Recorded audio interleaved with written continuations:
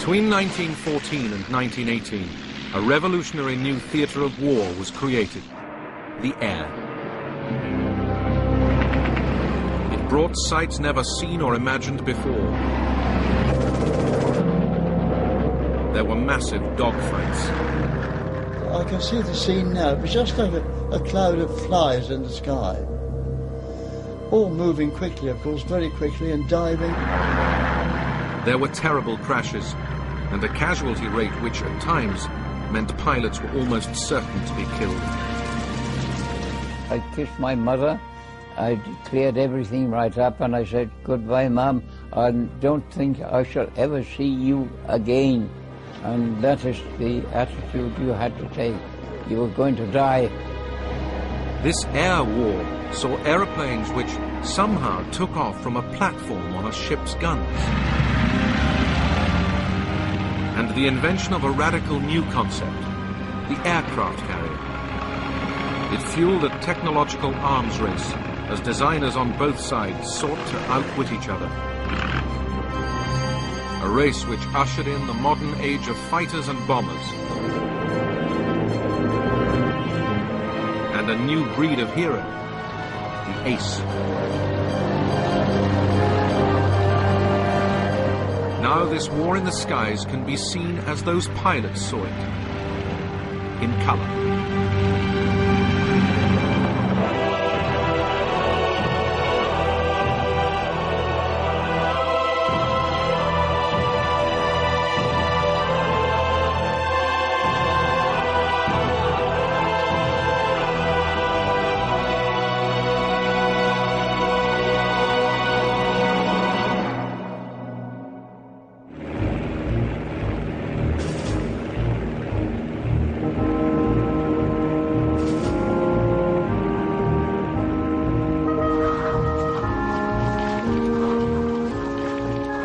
In the summer of 1914, as Europe's armies marched to war, a new and dashing form of warfare was attracting young men from all over the continent. In Britain, they queued up to join what was called the Royal Flying Corps. The minimum age for a budding pilot was 17. The main theatre for these teenage pioneers would be the Western Front in France, once they'd got past the recruiting office. Up to that moment, it had somehow never occurred to us that anyone else had thought of joining the Royal Flying Corps. It was our own brilliant and original idea. No one else could have had it. So great was our dismay to find a long queue of young men waiting ahead of us. Our hope buoyant till that moment dropped, deflated. Are all these chaps trying to get in too? Looks like it. Then silence, and the slow shortening of the queue. Each of us staring anxiously at the faces of those leaving, trying to read in their eyes, has he got in? Shall I? The aircraft was only 11 years old when the First World War started. And if you think of yourself as a 19 or 18-year-old boy, really, looking at these machines, they are the Ferraris of their day. They are the Harriers of their day.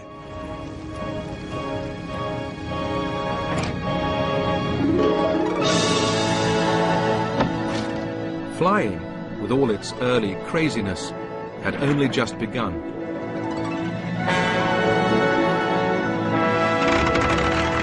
In 1903, the Wright brothers made the first powered flight at Kitty Hawk in North Carolina.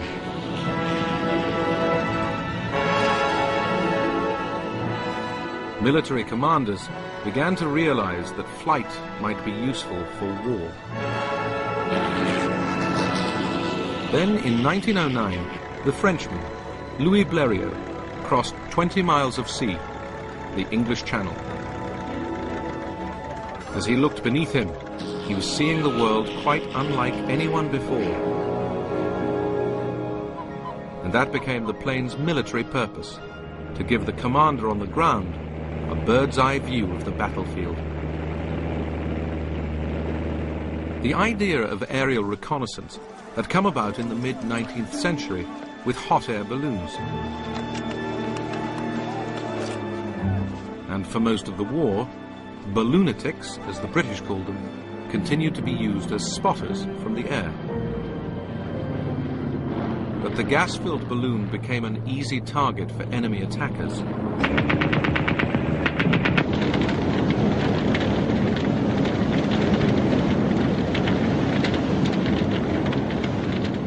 To make life safer, from 1916 onwards, balloonatics were allowed to use the folding parachute, which had first appeared in America 30 years before. Allied pilots would not be allowed parachutes throughout World War I, as their commanders believed they might be encouraged to abandon their aircraft unnecessarily. Parachutes were the key to a new form of balloon defense. When the balloonatic spotted an enemy aircraft, he would immediately parachute to safety. The ground crew would then try to winch down the balloon before it went up in flames. It was hardly a satisfactory solution, and the smaller, speedier aircraft would end up as the key to aerial reconnaissance, using photography to spy deep into enemy territory. If you photograph something, you can see things that an ordinary observer can't, because you can take it home, develop the photograph, get a large-size version of it, have a big, detailed look, and see it. You can spot gun positions, you can spot paths, you can spot command positions. As well as taking photographs, pilots were able to radio their findings back to ground controllers. The only way for the enemy to stop the information getting through, or the pilot returning to base with his priceless photographs, was to shoot him down. But in these early days, that was difficult. One of the biggest initial problems with having any effective armament on planes, be it bombs or machine guns or whatever, is simple weight. These are very primitive aircraft, very flimsy, very low-power engines. They have problems even lifting the pilot up, let alone a big, heavy machine gun with all its ammunition. Pilots had a further obstacle. The propeller in front was in the way. The first solution came in April 1915 from the French pilot Roland Garros. He put steel wedges on the propeller blades so that any machine gun's bullets that hit them would simply bounce off. Now, that's obviously not an ideal solution, first of all because of the extra weight of the armour to withstand the machine gun, and also because you've got 1 in 10 bullets flying off God knows where, and some even might come back and hit your own aircraft. Despite those dangers, Roland Garros shot down 5 German planes in 2 weeks. Their pilots never knew what hit them. But then Roland Garros was forced to land in German-held territory. The Germans immediately saw why this aircraft was so successful, and we are really only talking about one aircraft, which cut a swathe, relatively speaking, through the German Air Force at this time. As soon as they saw the crudity of it, or how they were trying to achieve this firing through the propeller, that they handed the whole machine over to a very talented, very brilliant Dutch designer called Anthony Fokker. Fokker solved the problem and revolutionized the future air war by inventing a gear that synchronized the machine gun's fire with the propeller's movement, ensuring the bullet would always miss the blade. Soon German pilots were perfecting the tactics which would bring slaughter to the air. We could see it was a German machine, and when it got above and behind our middle machine, it dived onto it like a huge hawk on a hapless sparrow. I was very thankful indeed to return from this outing. Allied aircraft were defenseless. 1915 saw what became known as the Fokker Scourge. An Allied pilot's life was measured in days.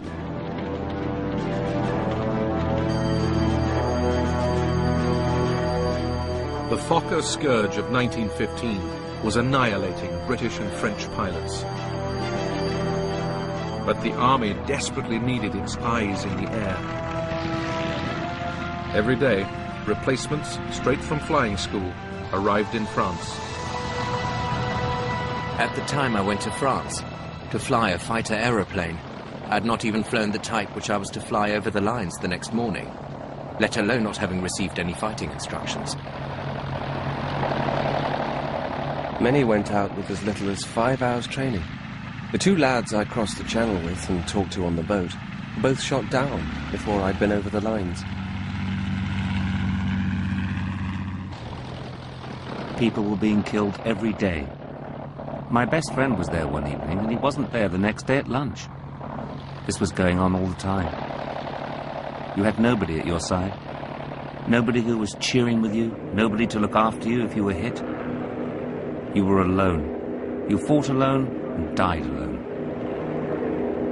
There are certain instances whereby pilots would arrive in the morning as replacements and be dead by the afternoon and hadn't even unpacked their kit. The head of the Royal Flying Corps, Hugh Trenchard, ordered that fresh pilots should be sent every day to take the places of the dead at the mess dinner table. If, as an ordinary pilot, you see no vacant places around you, the tendency is to brood less on the fate of the friends who have gone forever. Instead, your mind is taken up with buying drinks for the newcomers and making them feel at home. 1915 was a continuing disaster for Allied pilots. The Fokker scourge lasted 9 months. During it, the average life expectancy of a British pilot was just 11 days. You expected to be killed any moment. Oh yes, you never thought about life in any way at all, just doing the job, you know. There was quite a lot of demoralisation, and there was a lot of recriminations about the inadequacy of their own aircraft.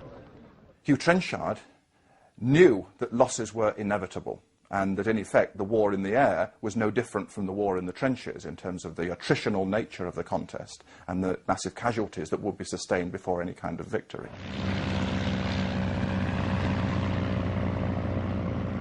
By the summer of 1916, the Allies had caught up in the technological arms race. Their planes now also had forward-firing machine guns. New models came on stream which were faster, lighter and more agile. And the Royal Flying Corps had doubled in strength from 12 to 27 squadrons. The Fokker scourge was ended. For the Allies it was an immense relief, as by now the Flying Corps was more necessary than ever.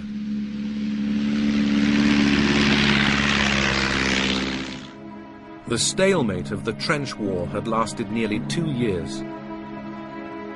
Both Allied and German commanders were desperate to break it. In February, the Germans had launched a massive offensive at Verdun, and the French were holding on for grim life.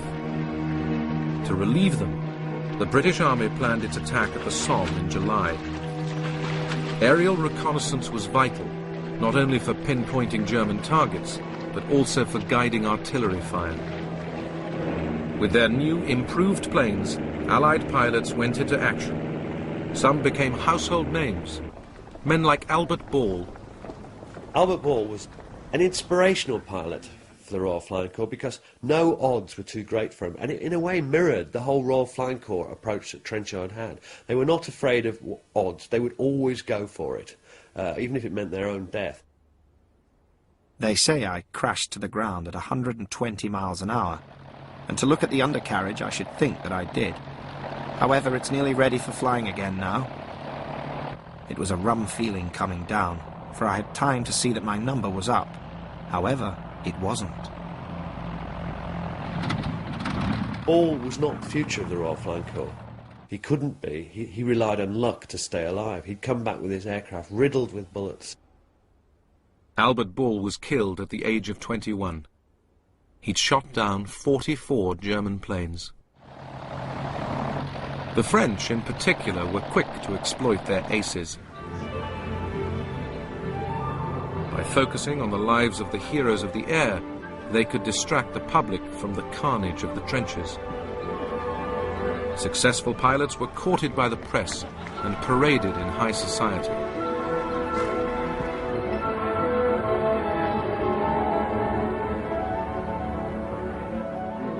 The Germans, too, were quick to celebrate their aces. In the German service, it was actually used as a positive tool to boost morale, but also not only boost morale amongst the pilots, but also to create heroes for the population back home.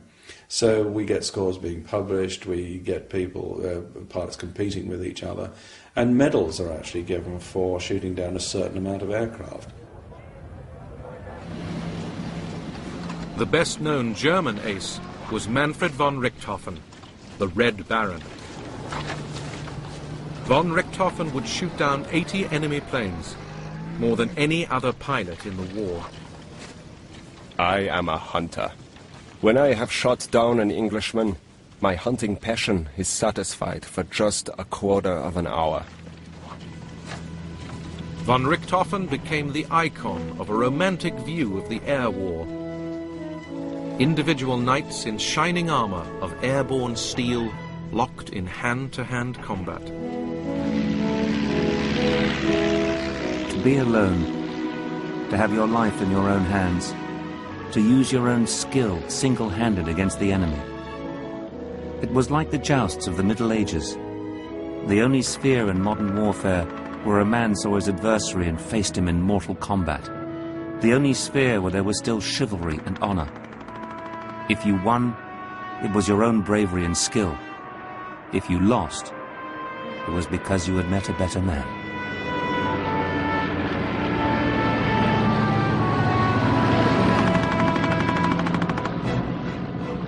But oh, my old Ma, one can't lay down the rules while on mere earth for people on fighting patrol in the air. You are a different man. At least, you aren't a man at all. That is, I am not. You are a devil incarnate filled with the dazzling thrill of playing the best game God ever created, mad after Huns and just forgetting everything else, but showing the old Hun that there's only one man fit to be in the air, and not two. In a battle area where the shells are bursting around you and all black smoke and all the rest of it, you become a different individual. You do not become human. Can I put it that way? You do not, in a sense, become human. You're a war machine, and so that's what you do. By April 1917, the Germans were again forging ahead in the tit-for-tat arms race. Part of their advantage was tactical. They began to operate in squadrons of 14 aircraft called Jasters, sending 3 or 4 Jasters over the lines at a time. These massive groups became known as the Flying Circuses. The Jasters led to the first great scenes of squadrons rather than individuals dueling, the famous days of the dogfights. British and Allied squadrons would meet the German Circuses in the skies over the trenches and battle to the death, often to the amazement of infantrymen below. I can see the scene now. It was just like a cloud of flies in the sky, all moving quickly, of course, very quickly, and diving and round one another, and we could hear the shots, of course, but they were quite overhead. I've seen some marvellous air battles between 2 fighter planes, and but the trouble was, we never knew who won. We used to be betting with each other. I wonder who's going to come, who's going to win this today. One at Jerry's and one at was on. Superior German planes and the Jaster tactics cost the Allies dear. In 1917, in what became known as Bloody April, they lost 150 aircraft and 316 men. Later in 1917, the first American pilots came over, but German superiority continued. Yet the Allied airmen had to go on flying over the lines to provide intelligence for their armies as they prepared for their summer offensives below. The commanders and really the pilots knew that they didn't have the equipment, they didn't have the best tools for the job, and yet they were being asked to contribute to a major offensive, knowing that the Germans had better equipment and to some extent better tactics at the time. So it's this tragic inevitability about the Flying Corps that at the time that they couldn't really do anything about. We got into a dogfight this morning with a new brand of Fokkers, and they certainly were good. This fellow just hung right there and sprayed me with lead like a hose. All I could do was watch his tracer and kick my rudder from one side to the other to throw his aim off.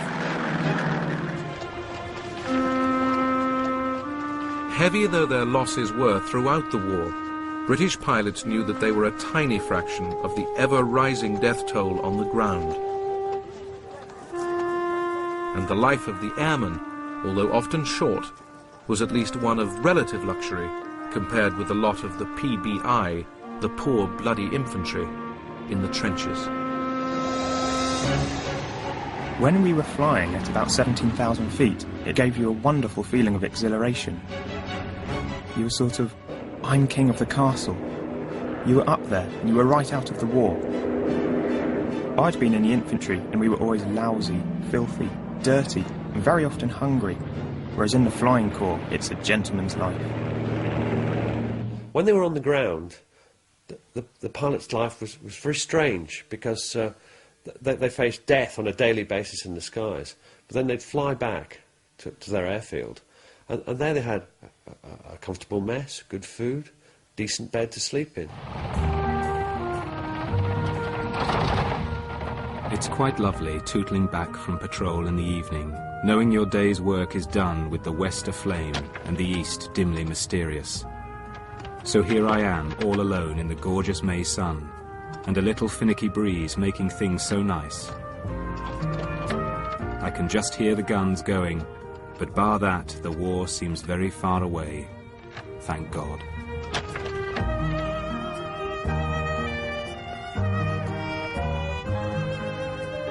We are under canvas and have our mess in the open in a small wood.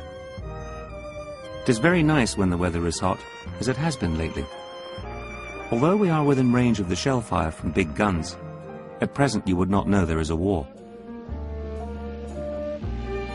I'm sitting in a wood out of the sun, and the only things to be heard are the machine guns shooting away in the distance and the mess gramophone.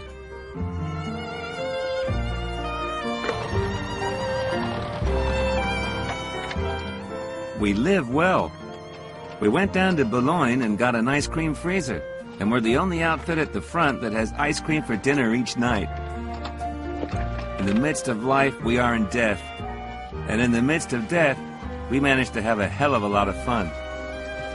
Bronx cocktails, chicken livers on brochette, champagne, strawberry ice cream, and Napoleon brandy.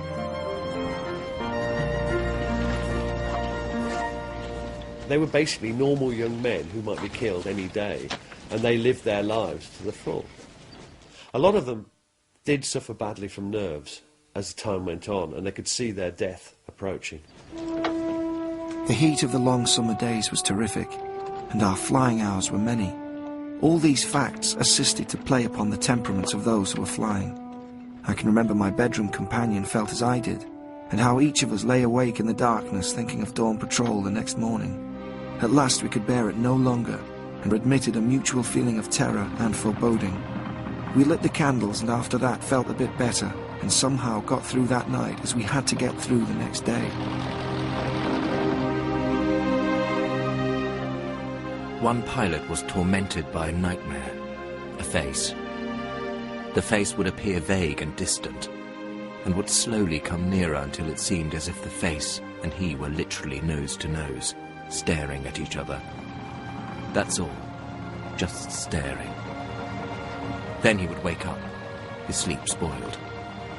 Who was it? Was it a man he had killed? Or was it a man waiting for him in the sun? Was it a man he had killed? Or was it a man waiting for him in the sun?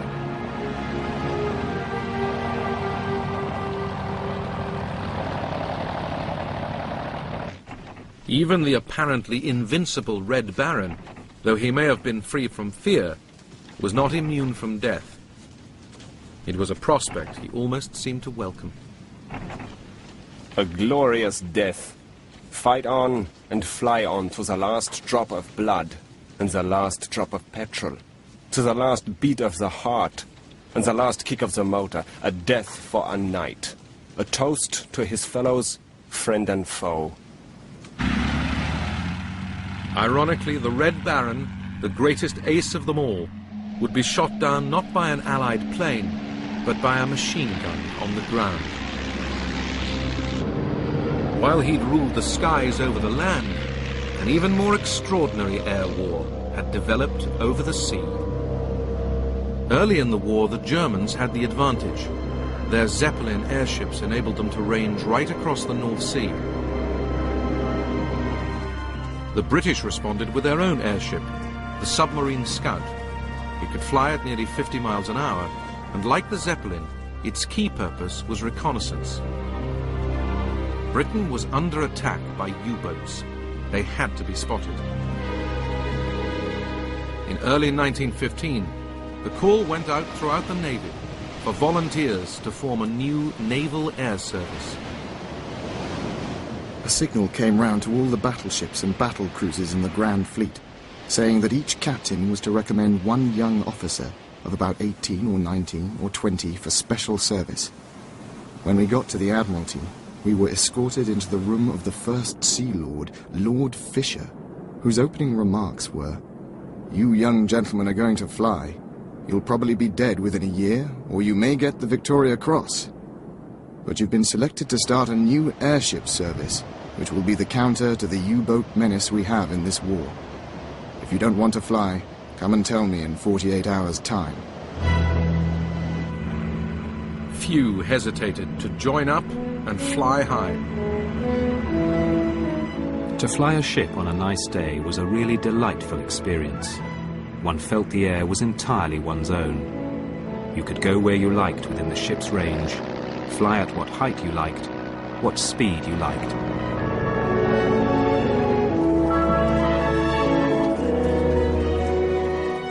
British airships grew ever more sophisticated. As well as spotting German targets, they set out to bomb them. But it was crude technology. We could keep up long hours, but our bomb capacity wasn't very great at all. We had quite small bombs, which were more or less lying loose, rolling around on the floor. Eventually we hung them over the side on bits of string and carried sheath knives to cut the bit of string to drop the bomb. However graceful, balloons were hardly the ideal hunter-killers. What the Navy needed was more heavily armed and faster aeroplanes, which could operate at sea. The prime reason remained the need to counter German U-boats. In 1915, Germany had declared unrestricted U-boat warfare and was attacking any merchant ship heading for Britain without warning. Hundreds of ships were being sunk. Britain, which depended on trade to survive, was under dire threat. Though U-boats attacked from underwater, they still had to spend most of their time on the surface. Planes would be the best way to spot them, and could also help to sink them. But finding a way of enabling these early short-range planes to cover wide tracts of sea presented huge technological challenges. The Royal Naval Air Service's greatest contribution to air warfare was pioneering the use of aircraft at sea. Early on in the war, these airplanes would be float planes. The wheels of these planes had wooden floats attached, so they could take off and land on water. But getting the early float planes into the air was a painful business. To get the float plane onto the surface of the sea, you have to stop the ship and use a crane to lift it over the side. This is uneconomic, it wastes time, wastes energy. Taking off from the surface needs an awful lot of power, and the floats are heavy, cumbersome, and they slow the plane down. Then to get the plane back on board, the same process. Landing the plane on the sea, stopping the ship and hoisting the plane up had to be reversed. It was an amazing sight.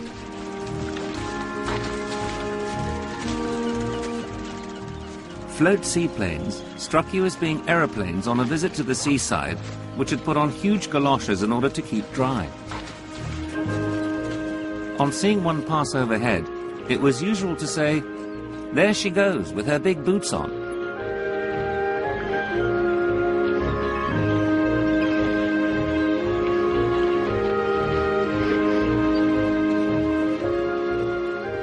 How to transport their seaplanes bedeviled all the warring nations.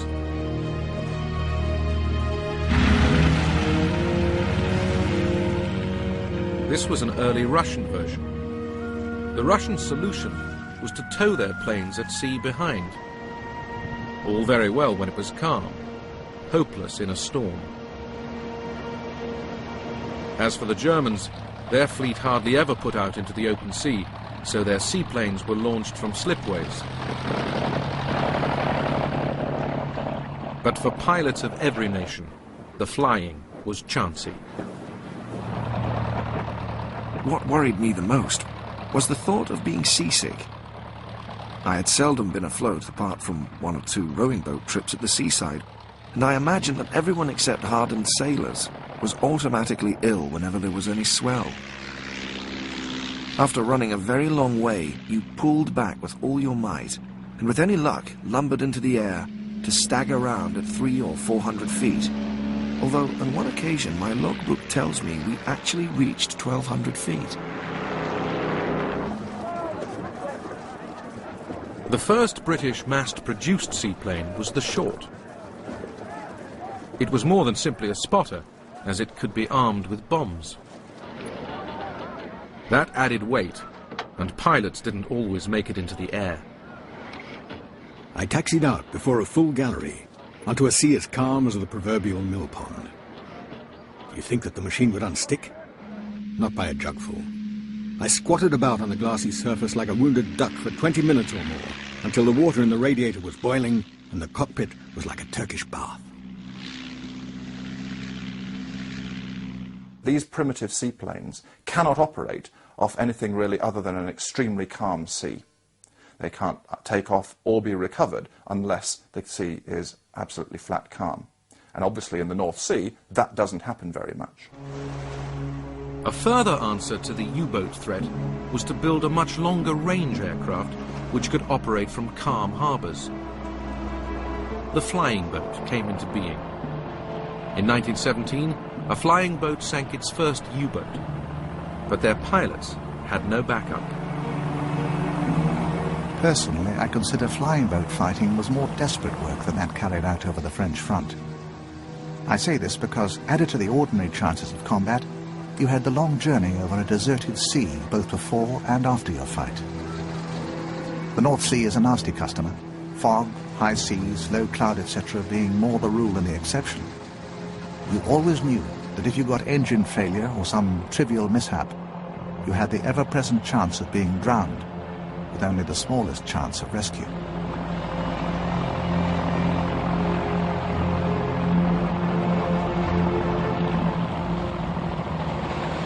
The real solution was to enable seaplanes to take off and land back on ships. Some extraordinary experiments began with the Sopwith Pup. When one was required to fly off, the platform was quickly rigged up, with planks on the turret right up to the end of the guns.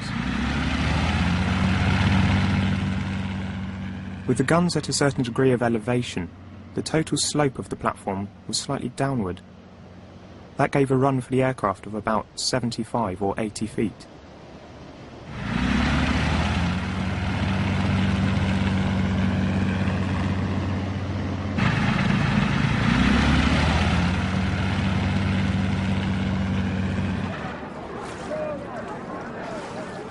It was a great risk that the pilot would not get flying speed and would stall and fall into the water.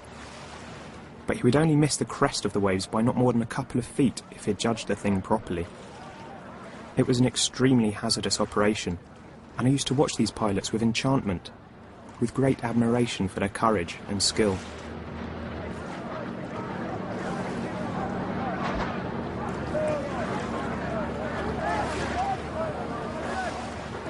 The Royal Naval Air Service was blessed with a great number of innovators, people who were amazingly curious about what could be done with a machine. And it's these experiments that move the Royal Naval Air Service, or maritime flying, into a completely different realm, because the inevitable result of these experiments was the development of the aircraft carrier. In August 1917, a Sopwith pup successfully landed on HMS Furious, a cruiser which had been converted to become Britain's first aircraft carrier. The first thing we had to do was to learn to fly on and off the foredeck. I remember the captain said, "You may as well take a revolver and blow your brains out." You have to synchronize the speed of the ship with the speed of the plane, which is quite difficult. Whatever the difficulties, a new type of warfare had been born. By early 1918, HMS Furious carried out the first carrier-borne raid, which took off from the carrier using wheeled aircraft to bomb and destroy the German Zeppelin sheds at Tondern. And this is the pioneer of modern aircraft warfare from the sea. The aircraft carrier comes of age in this conflict.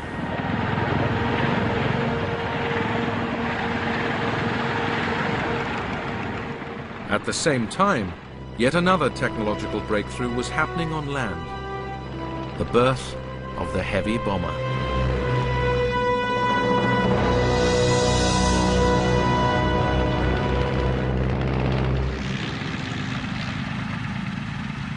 By the summer of 1917, Allied pilots on the Western Front had once again caught up with German technology.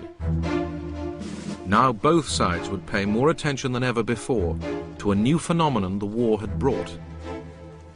Aircraft had been used for bombing from the outset, but now large numbers of older reconnaissance planes were being converted into bombers.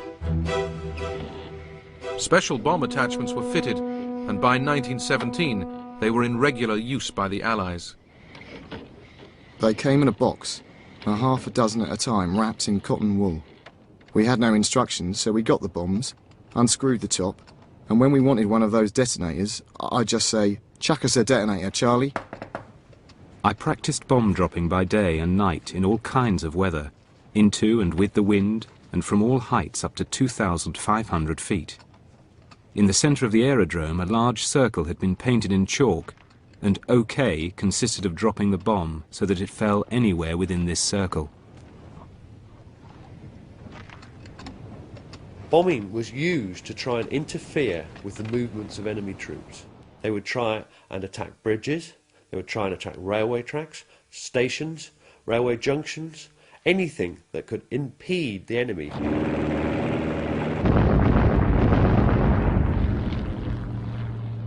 The bombers, flying low to drop their load, came under increasingly heavy anti-aircraft fire.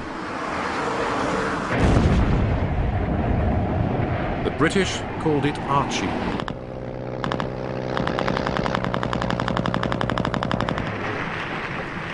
But trying to shoot down an aircraft from the ground was difficult. They come that fast. By the time you got a bullet in your barrel, they've gone. You can't, it's nearly, the only way is to do it is to know if they're coming this way and you're facing there. And by the time you get round, you might just have a chance of a bullet having a fire at it, you know. They move that quick. Gradually there were more and more anti-aircraft guns, but not that many aircraft were shot down by them. It was more a disruptive thing, and it's a very good indicator of the nerve of a pilot, because they'd laugh at Archie. Well, first they'd be scared, then they'd laugh at it, and then as their nerves started to go, they'd start to obsess on it and start to worry that this day that puff of smoke next to the aircraft might actually hit them. I wonder how long my nerves will stand this almost daily bombardment by Archie. I notice several people's nerves are not as strong as they used to be. Today we had a good dressing down by Archibald, and some of the shells burst much too near. I could hear the pieces of shell whistling past. They have to burst pretty close for one to be able to hear the shrieking of loose bits of shell above the noise of one's engine. The air arms race of World War I brought a new and potentially devastating twist to warfare. For the first time, civilians became targets. The Germans carried out the first civilian bombing in January 1915 on the Norfolk coast. Their bomber was the Zeppelin balloon. In May 1915, Zeppelins bombed London. 7 civilians were killed. Look, there it is, a long black cigar-like shaped object coming very slowly. I put my arms round my mother, and I can tell you, I don't know how we felt. People began to make preparations for the Zeppelin raids. One big wine dealer was reported to have let one of his cellars, and people we knew had furnished theirs and slept with big coats and handbags for valuables at the bedside. The Zeppelin raids have a great psychological advantage at first against Britain, because Britain has always seen itself, ever since medieval times, as a secure island fortress. Nobody can touch us as long as we retain our control of the seas. They don't kill that many people compared to the later bombings of World War II, but it's the sheer novelty of being suddenly under threat from the air that causes more panic than one might expect, given the statistics. Zeppelins were slow and vulnerable, and the Germans developed a new long-range bomber, the Gotha. In the summer of 1917, squadrons of Gothas took off from Ostend in Belgium to attack England. I could now discern a lot of big machines in good formation flying east. I dived on the rearmost machine and fired a whole drum at close range. I had the satisfaction of seeing my tracer bullets strike all over his fuselage and wings. But beyond causing the Gotha to push his nose down a little, it had not the desired effect. I was very disappointed. How insolent those damn Boche did look, absolutely lording it over the sky of England. I was absolutely furious to think that the Huns should come over and bomb London and have it practically all their own way. The Germans deliberately fly over in these big white-painted bombers over London by day to show that they can do it and that they're invulnerable at the time to the British fighter opposition. So it does have a significant initial impact, again, like the Zeppelins, in terms of the panic that's created, because of the novelty of the delivery means. In the raid on London, 162 people died. To calm the nation, a crack squadron from the Western Front was quickly dispatched home to provide air cover for the capital. The South African general Jan Smuts was appointed to devise a new home defense strategy. He introduced a series of early warning systems, explosive rockets called Maroons, police whistles and placards, as well as new anti-aircraft weaponry. The defences proved effective, so the Germans turned to night bombing. Poor dear Mary is dreadfully nervous, so we ensconced her in the first floor passage in a very safe place. Then Phyllis and I stole away to the top window. I've never seen such a sight. The sky seemed full of shells. Then there was a dead pause, very terrifying after all the noise. Then, coming from the east, we heard the hum of machines. We nearly killed ourselves trying to spot them, but we could see nothing in the fog.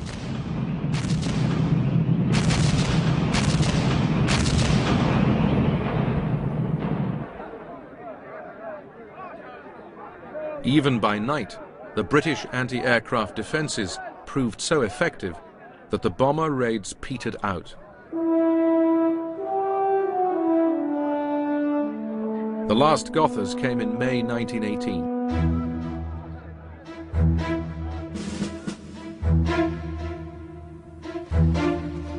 The British had also developed their own heavy bombers, like the Handley Page, which had the range to attack targets in Germany. These new flying machines were taking war to a new level. In 1918, General Smuts prophetically wrote, "As far as can be foreseen, there is no limit to the scale of aviation's future independent war use, and the day may not be far off when aerial operations, with their devastation of enemy lands and destruction of industrial and populous centres on a vast scale, may become the principal operations of war. What's most distinctive about the air war in World War I is how quickly it evolves. You start out with very, very primitive techniques, observation balloons and observation aircraft.